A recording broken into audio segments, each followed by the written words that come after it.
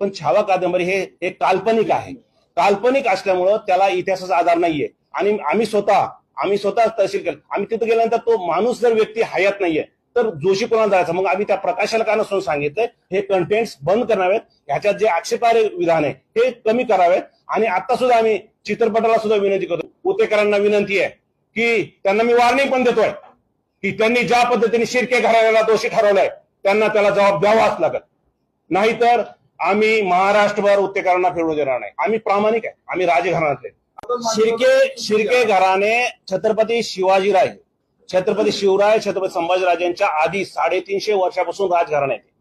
छत्रपती घराण्यांच्या आधी राजे शिर्के हे 350 वर्षाचे राजे आहेत.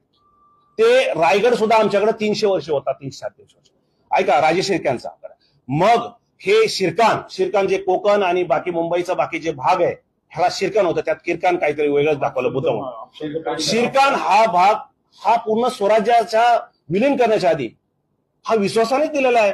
आम्हाला वतन पाहिजे होतं, आम्ही सगळं पूर्ण राज्य नव्हतं दिलं. राजे शिर्क्यांकडे 350 वर्ष हे राज्य होतं. शिरकान स्वतःचं राज्य शिर्क्यांचं राज्य होतं. हे छत्रपतींच्या आधीचं बोलतोय मी. छत्रपती होण्यासाठी, स्वराज्य निर्माणासाठी शिर्क्यांचं सगळ्यात मोठं योगदान आहे.